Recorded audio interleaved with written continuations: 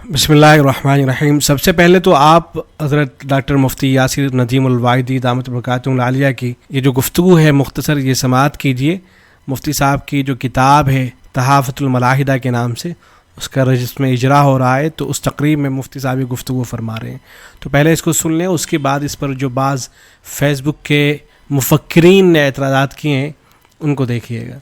बाज़ लोगों के सामने जब डार्विनियन एवोल्यूशन के ताल्लुक से दलाइल दिए जाते हैं तो वो ये समझते हैं कि चूंकि ये दलाइल इतने मजबूत हैं लिहाजा इनको कबूल कर लिया जाए। मैं एक नाम बता दूं, एक बड़ी शख्सियत हैं कि जिन्होंने कुरान की तफसीर के ताल्लुक से बहुत काम किया, इसमें कोई शक नहीं, लेकिन उनकी एक किताब है डॉक्टर इसरार अहमद मरहूम। उन्होंने अपनी किताब में डार्विनियन एवोल्यूशन को न सिर्फ ये कि तस्लीम किया है बल्कि हजरत आदम अलैहिस्सलातु वस्सलाम को सबसे पहला होमोसेपियन माना है।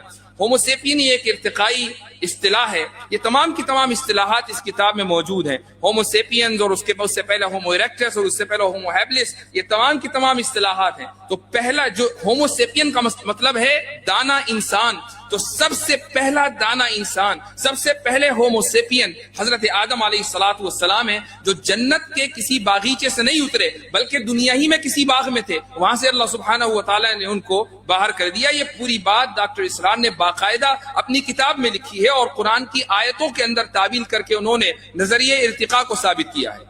मैं ये नहीं कहता कि अगर किसी शख्स से कहीं एक जगह गलती हो जाए तो आप उसकी तमाम खिदमात को रद्द कर दें, लेकिन अगर कहीं गलती हुई है तो गलती का इदराक और गलती का उस इजहार करना ये भी जरूरी है ताकि दूसरे लोग मुतनब्बे रहें। इस मुल्क में बर्रे सगीर में तजदीद के बल्कि तजद्दुद की तहरीक के जो सबसे बड़े रहनुमा हैं वो है सैयद अहमद खान। उन्होंने भी अपने जमाने में इसी तरीके से यही रवैया इख्तियार किया माजरत खाही का कि उनके सामने जन्नत और जहन्नम के मसाइल आए तो जन्नत को उन्होंने अच्छी कैफियत और जहन्नम को उन्होंने बुरी कैफियत से ताबीर कर दिया, मलाइका का उन्होंने इनकार कर दिया, वगैरह वगैरह। ये बात मैंने इसलिए कही क्योंकि अगर एक आदमी की एक मैदान में खिदमात है तो इसका मतलब ये नहीं है कि वो तमाम की तमाम गलतियों से बरी है। एक आदमी ने अगर किसी एक खास मैदान में उम्मत के ऊपर और मिल्लत के ऊपर एहसान किया है तो इसका मतलब ये नहीं है कि आंख बंद करके हम उसकी तफसीर भी कबूल करेंगे और उसके फिकी मसाइल भी कबूल करेंगे और उसके फतावा भी कबूल करेंगे। ऐसा नहीं है, उसका एहसान अपनी जगह, लेकिन जब बात कुरान की आएगी और जब बात कुरान की ताबीरात की आएगी, जब बात मुसल्लमात की आएगी, उसूलों की आएगी, अकायद की आएगी, तो फिर बात रसूल अकरम सल्लल्लाहु अलैहि वसल्लम से चलेगी, सहाबा तक आएगी, ताबेईन से आएगी, तबे ताबेईन से आएगी, मुहद्दिसीन और अइम्मा की बात चलेगी। फिर तजद्दुद पसंदों की बात नहीं चलेगी और ऐसे हजरात की इन तजद्दुद पसंदाना अजाइम का इजहार भी किया जाएगा। फिर किसी को बुरा लगे या अच्छा, ये कहा जाएगा कि उनका एहसान सराखों पर, उन्होंने मिल्लत के लिए जो किया वो बहुत बड़ा काम है, लेकिन काश के वो अपने मैदान में बाकी रहते और उस मैदान से आगे न निकलते। अगर आज हम इमाम गजाली के ऊपर नक्द देख सकते हैं, इब्न रुश्द पर तनकीद कर सकते हैं, बड़े बड़े इब्न सीना के ऊपर तनकीद कर सकते हैं और बड़े बड़े फिलोसफर के ऊपर तनकीद कर सकते हैं, तो फिर आज के दौर के मुतजद्दिदीन पर तनकीद क्यों नहीं की जा सकती?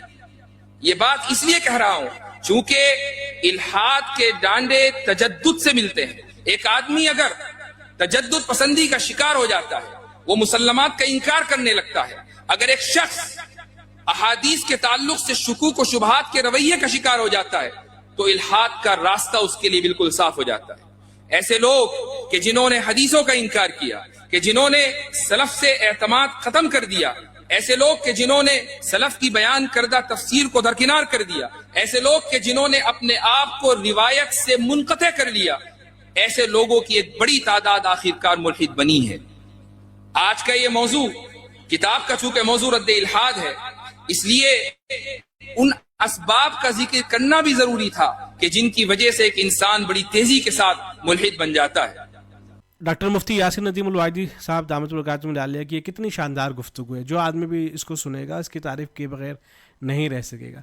लेकिन आप फेसबुक के मुफक्किरीन को देखें, ये एक कोई साहब हैं, इनका नाम है समीउल्लाह खान, ये अक्सर इस तरह की चीज़ें लिखते रहते हैं। देखें, जहाँ कोई चीज़ इस तरह की हो कि वाकई उस पर एतराज़ होना चाहिए, काबिल तनकीद हो, तो इसमें तो कोई हरज की बात नहीं होती है। लेकिन जहाँ दूर दूर तक कोई एतराज़ करने का सेंस न बन रहा हो, जहाँ दूर दूर तक कोई इस तरह की बात न हो रही हो, वहाँ भी आप ज़बरदस्ती एतराज़ करने के लिए खड़े हो जाएं, तो उसका सीधा साफ सा मतलब होता है कि आप जलते हैं। آپ کو اس وقت چاہیے تو یہ تھا کہ مفتی صاحب کی جو کتاب کا رسم اجرا ہو رہا تھا آپ اس کے حوالے سے لکھتے، اس کا تعارف کراتے. مفتی صاحب جو کام کر رہے ہیں اس وقت پوری دنیا کے اندر گنے چنے لوگ ہیں جو اتنا شاندار کام کر رہے ہیں، تو آپ اس کا تعارف کراتے، لوگوں کو بتاتے. ہونا تو یہ چاہیے تھا کہ تمہارے فیلڈ کے لیے جو لوگ ہیں، تمہارے جو ماننے والے ہیں، ان کے سامنے تم اس کا تعارف کراتے. لیکن دیکھیں جلن، دیکھیں کتنا حسد بھرا ہوا ہے. یہ مٹھی بھر لوگ ہیں لیکن کس قدر یہ لوگ حسد رکھتے ہیں، جلن رکھتے ہیں. دیکھیں لکھتے ہیں کہ شیطان بھی اسرائیل کے خلاف لڑے گا تو ہم اس کا بھی ساتھ دیں گے. مزاح کا خیز غیر علمی واٹس ایپ یونیورسٹی کا جوک تو ہو سکتا ہے، کوئی علمی اصولی نکتہ نہیں. یعنی حضرت مولانا سلمان صاحب بھی نوری دامت برکاتہم العالیہ نے اپنی تقریر کے دوران ایک جملہ اس طرح کے بول دیا تھا کہ ایران جو ہے ہم جو اس کے ساتھ کھڑے ہیں تو چونکہ وہ ظالم کے مقابلے میں کھڑا ہے تو وہاں تو اگر شیطان بھی آگے کھڑا ہو جائے گا تو ہم اس کا بھی ساتھ دیں گے. اتنا اس میں پریشان ہونے والی کیا بات ہے؟ اس لیے کہ ذہنوں کے اندر یہ بات آ رہی ہے کہ بھائی ان لوگوں کے نظریات اور عقائد جو ہیں وہ کسی بھی طرح سے درست نہیں ہیں. اور نظریات کو تو آپ چھوڑ دیجئے، ان کا جو ماضی رہا ہے وہ کتنا خطرناک رہا ہے. ایران نے کیا کچھ کیا ہے ملک شام کے اندر.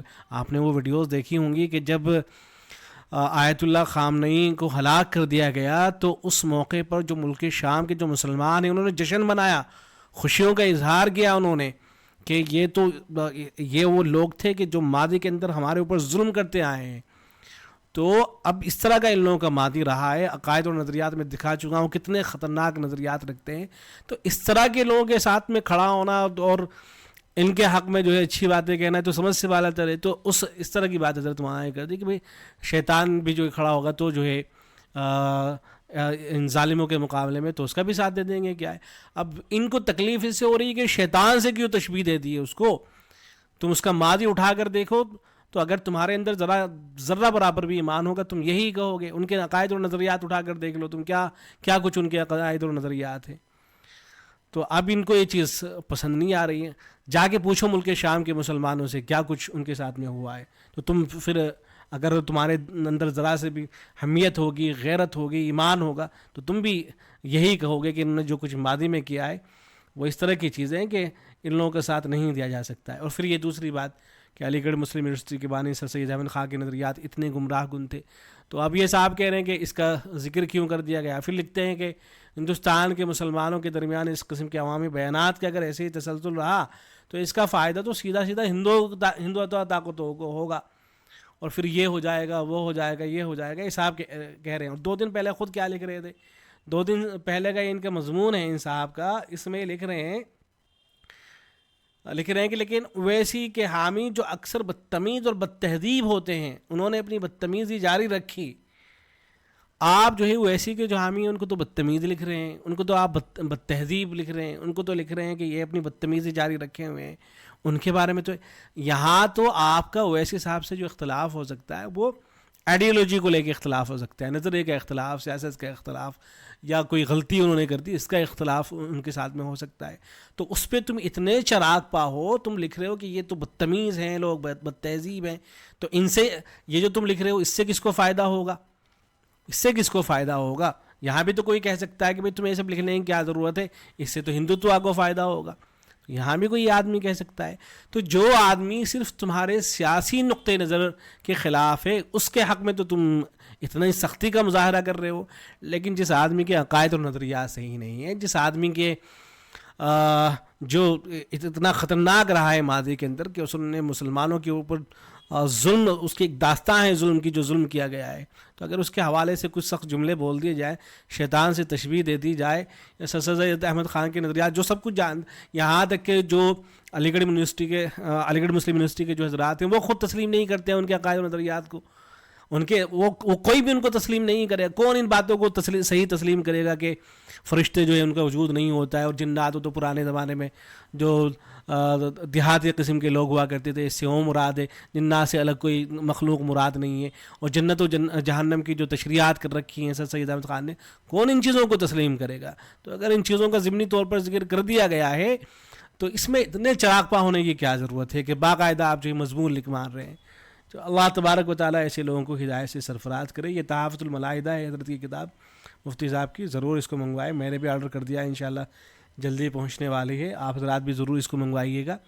اور ہاں، بعض رات کی طرف سے ڈاکٹر اسرار احمد صاحب کے حوالے سے بھی بات کی گئی. تو ڈاکٹر اسرار احمد صاحب کا جو نقطۂ نظر تھا اس کا اعتراف تو خود ان کے فرزند کر چکے ہیں.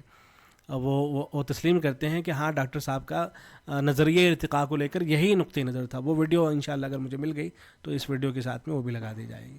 فیصل آباد کی تربیت گاہ میں بھی بالکل اپنی حیات کے آخری ہی دن ان کے وہ دن تھے، اور اس میں بھی انہوں نے خاص طور پر کہا تھا کہ بعض خالص ایکیڈیمک ایشوز کے اوپر میری اپنی منفرد رائے ہے، اور اس کا تمام رفقا کو ماننا ضروری نہیں ہے، اس سے آپ اختلاف کر سکتے ہیں. اس وقت 2 مثالیں انہوں نے دی تھیں. نظریہ ارتقاء بعض لوگوں کو ہضم نہیں ہوتا، سمجھ میں نہیں آتا، یا اس سے اختلاف کرتے ہیں علمی طور پر، تو کریں، کوئی حرج نہیں.